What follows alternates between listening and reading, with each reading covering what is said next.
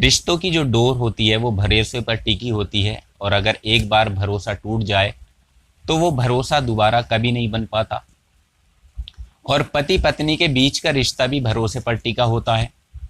अगर पति कमाने के लिए बाहर जाता है तो उसे भरोसा होता है कि मेरी पत्नी घर पर है, वो अपनी जिम्मेदारियां संभालेगी, बच्चों को संभालेगी, और जब मैं घर लौटूंगा तो वो मेरी सेवा करेगी। लेकिन एक पति जब घर में दाखिल हो, उसके साथ अगर उल्टा हो जाए तो वो फिर क्या करेगा। आज की जो सच्ची घटना का ताल्लुक है वो उत्तर प्रदेश के एक ज़िला गाज़ियाबाद से है। यहाँ पर एक कॉलोनी है जिसका नाम है आदर्श नगर, और यहाँ एक परिवार रहता था, और इसी परिवार की एक महिला जिसकी उम्र 30 साल के आसपास थी, वो महिला नज़दीकी थाने में जाती है और पुलिस से कहती है मेरा भांजा जिसकी उम्र 20 साल है वो घर से लापता है। हमने उसे हर जगह ढूंढ लिया लेकिन वो कहीं नहीं मिल रहा है, इसलिए मैं आपके पास मदद के लिए आई हूँ और मुझे बहुत घबराहट हो रही है। ये महिला रिपोर्ट तो लिखवाने आई थी लेकिन पुलिस ने इतना सीरियस इसको नहीं लिया। पुलिस ने सोचा लड़का है, कहीं गया होगा, वापस आ जाएगा। लेकिन थोड़ी ही देर के बाद वो महिला दोबारा थाने पहुंचती है और दोबारा पुलिस के सामने रोती है, गिड़गिड़ाती है, मेरे भांजे को ढूंढ लीजिए और मुझे बहुत घबराहट हो रही है। अब पुलिस इस मामले को गंभीरता से लेती है और इस महिला से कहती है तुम फिक्र मत करो और जल्दी ही तुम्हारे भांजे को ढूंढ लिया जाएगा। अब इसके बाद लड़के की तलाश जो है वो शुरू की जाती है। लड़के का नाम अक्षय था। अब पुलिस अक्षय को आसपास की जगह पर तलाश करती है। सभी लोगों से पूछताछ की जाती है, उसके जो दोस्त थे उनसे पूछा जाता है, लेकिन अक्षय का कुछ भी पता नहीं चलता और काफ़ी वक्त ऐसे ही गुजर जाता है। लगभग कई घंटे बीत जाने के बाद पुलिस को लगता है ये महिला तो बार बार थाने आ रही है, लेकिन इसका जो पति है इसके साथ वो क्यों नहीं आया, और आखिरकार इसका पति कहाँ है। महिला के साथ पति को भी रिपोर्ट लिखवाने आना चाहिए था। और इसी बात को लेकर पुलिस को शक होता है, और जब पुलिस को शक होता है तो यही पता लगाने के लिए उस महिला के पति को पुलिस बुलाती है और उससे पूछताछ की जाती है। पुलिस उससे कहती है भांजा तो तुम्हारा भी लगता है, लेकिन तुम्हारी पत्नी को ही उसकी इतनी फ़िक्र क्यों हुई? क्या तुम्हें अपने भांजे की फ़िक्र नहीं है? और अपनी पत्नी के साथ तुम रिपोर्ट लिखवाने क्यों नहीं आए?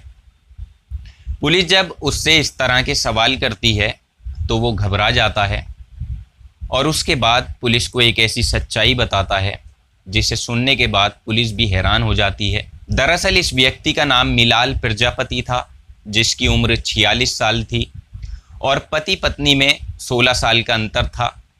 और इसी अंतर को देखकर यही जाहिर हुआ महिला काफ़ी खूबसूरत भी है, लेकिन उसका पति उम्र में उससे 16 साल बड़ा है और दिखने में भी कोई ख़ास नहीं है, अच्छा नहीं है। पुलिस मिलाल से सख्ती से पूछताछ करती है, तब जाकर वो चौंकाने वाला खुलासा करता है। वो कहता है मैं उत्तर प्रदेश के ज़िला संभल का रहने वाला हूँ और मैं गाज़ियाबाद रोज़ी रोटी की तलाश में आया था और मैं एक रिक्शा चलाता हूँ। मैं रिक्शा चलाकर अपने बीवी बच्चों का पेट पालता हूँ, लेकिन मेरी जो पत्नी है उसका स्वभाव ठीक नहीं है, यानी मेरी पत्नी के मेरे भांजे अक्षय के साथ अवैध संबंध हैं और कई बार मैंने अपनी आंखों से भी इन्हें आपत्तिजनक स्थिति में देखा है। मैंने अपनी पत्नी को और अपने भांजे को समझाने की बहुत कोशिश की, लेकिन इन दोनों की समझ में कुछ नहीं आया और अपनी हरकतों से ये बाज नहीं आ रहे थे। जब इस तरह की बात वो पुलिस को बताता है तो पुलिस कहती है अगर ऐसी बात थी तो तुमने पुलिस में शिकायत क्यों नहीं की? तब वो बताता है ऐसा करने से उसकी पत्नी ने ही उसे रोका था और कहा था अगर तुम ये बात जाहिर करोगे तो तुम्हारी बदनामी होगी, क्योंकि वो तुम्हारा भांजा है, तुम्हारा सगा रिश्तेदार है। बस यही सोचकर मैं रुक गया। लेकिन 20 जनवरी को कुछ ऐसा हुआ जिसने इस रिक्शा चालक मिलाल को हिलाकर रख दिया। 20 जनवरी 2023 को मिलाल रिक्शा चलाकर अपने घर आता है और घर में जैसे ही मिलाल दाखिल होता है तब उसने देखा उसकी छोटी बेटी के ऊपर चाय गिरी हुई है और वो चाय से पूरी तरह झुलस गई थी। उसके बदन पर, जिस्म पर छाले पड़ गए थे और वो दर्द से तड़प रही थी, लेकिन उसकी माँ कमरे में भांजे के साथ अपनी रंगरेलियाँ मना रही थी। उसे अपनी बच्ची तक का एहसास नहीं हुआ और ना ही अपनी बच्ची की रोने की तड़पने की आवाज़ें उसके कानों तक पहुंची। उसे पता ही नहीं था कि बाहर क्या हो रहा है। वो अपने भांजे यानी अक्षय के साथ आपत्तिजनक स्थिति में वहाँ मौजूद थी और उसके साथ संबंध बना रही थी। और ये सब कुछ मिलाल ने कमरे के अंदर झांक कर देखा। उस दिन मिलाल ने सोचा पानी सर से ऊंचा हो गया है और मुझे ही कुछ करना होगा।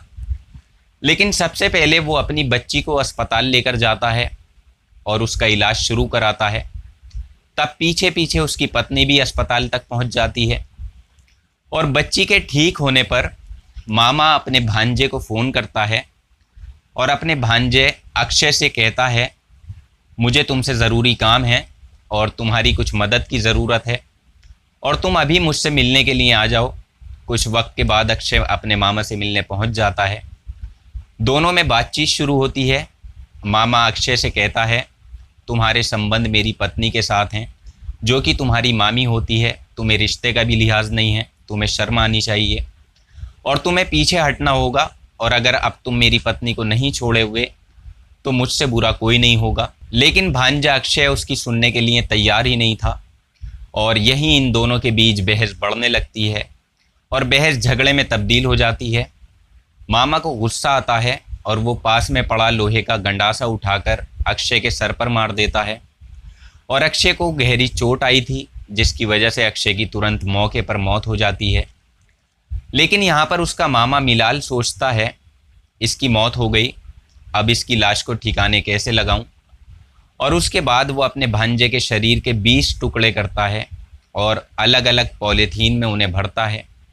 4-5 पॉलीथीन वो बनाता है और वहाँ से शहर की तरफ निकल जाता है। आदर्श नगर कॉलोनी का रहने वाला ये इंसान इंदिरापुरम के फ्लाईओवर के पास पहुँचता है और अपने भांजे की लाश के टुकड़ों को ये वहीं कूड़े पर फेंक देता है और कूड़े पे फेंकने के बाद अपने घर पर वो वापस चला जाता है। यहाँ एक तरफ जहाँ ये महिला शिकायत करने थाने पहुँची थी, उसी दौरान कुछ ही घंटों के बाद इंदिरापुरम के ओवर ब्रिज से लोगों ने पुलिस को सूचना दी थी कि यहाँ पर लाश के कुछ टुकड़े पड़े हैं और पुलिस ने उन्हें पोस्टमार्टम के लिए भेज दिया था। इसके बाद पुलिस को पता चला ये किसी और के टुकड़े नहीं बल्कि उसी लड़के के हैं जिसका नाम अक्षय है, जिसको उसके ही मामा ने मारकर कूड़े पर फेंका है। कुल मिलाकर पुलिस तुरंत ही अक्षय के मामा को गिरफ्तार करती है और उसे जेल भेज दिया जाता है।